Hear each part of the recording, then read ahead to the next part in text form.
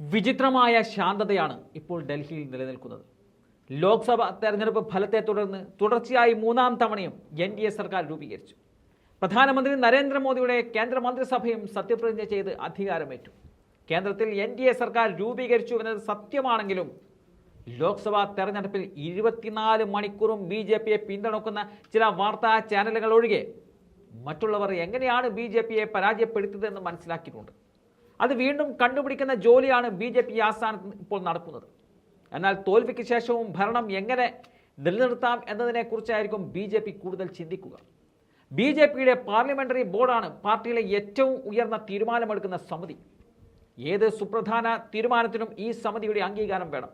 എന്നാൽ ഇപ്പോൾ പാർലമെന്ററി ബോർഡിനെ തന്നെ മറികടന്നാണ് കേന്ദ്രത്തിൽ സർക്കാർ രൂപീകരിക്കാൻ മോദി അമിത്ഷാ തിടുക്കം കാട്ടിയത്. മോദിയെ പ്രധാനമന്ത്രിയായി നിയമിക്കണമെങ്കിൽ പാർലമെന്ററി ബോർഡ് യോഗത്തിൽ ഇക്കാര്യം ചർച്ച ചെയ്യണം. അത് നടന്നില്ല എന്ന് മാത്രമല്ല, മോദിയെ BJPയുടെ പാർലമെന്ററി പാർട്ടി നേതാവായി തിരഞ്ഞെടുക്കാൻ പാർട്ടി MPമാരുടെ പ്രത്യേക യോഗം പോലും വിളിച്ചില്ല എന്നതാണ് മനസ്സിലാക്കുന്നത്. വിശ്വാസ്യതയില്ലാത്ത രണ്ട് സഖ്യകക്ഷികളായ JDUവും TDPയും ചേർന്നാണ് NDA സർക്കാർ രൂപീകരിക്കുന്നത്. ദുർബലമായ NDAയിലെ രണ്ട് ഘടകകക്ഷികളും തിരിഞ്ഞാൽ എന്ത് ചെയ്യുമെന്ന ആശങ്ക BJPക്കുണ്ട്. ഫലം വന്നതോടെ ചന്ദ്രബാബു നായിഡുവിനെയും നിതീഷ് കുമാറിനെയും ഇന്ത്യ സഖ്യം ബന്ധപ്പെടുന്നതായി BJP നേതാക്കൾക്ക് സംശയമുണ്ടായിരുന്നു. എന്നാൽ തങ്ങൾ അതിന് തയ്യാറാകില്ല എന്ന് ഇന്ത്യ സഖ്യം പ്രഖ്യാപിച്ചതോടെയാണ് അമിത്ഷാക്കും മോദിക്കും ശ്വാസം നേരെ വീണത്.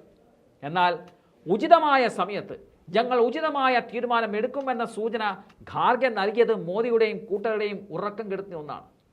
കേന്ദ്ര സർക്കാരിലുള്ള വിശ്വാസം നഷ്ടപ്പെടുന്ന നിമിഷം NDA സർക്കാർ ഇളകാനും സാധ്യതയുണ്ട്. അതുകൊണ്ടാണ് മൂന്നാം ഊഴത്തിൽ NDA സർക്കാർ എത്ര കാലം തുടരാനാകുമെന്ന ചർച്ച ശക്തമാകുന്നത്. മോദിയുടെ നേതൃത്വത്തിൽ ഈ സർക്കാരിന് 5 വർഷത്തെ കാലാവധി പൂർത്തിയാക്കാനാകുമെന്ന് BJP നേതൃത്വം പറയുന്നുണ്ടെങ്കിലും ഒരു ഭയം ഇപ്പോഴും അമിത്ഷായെയും മോദിയെയും അലട്ടുന്നുണ്ട്. ആ ഭയമാണ് പ്രതിപക്ഷവും ആഗ്രഹിക്കുന്നത്.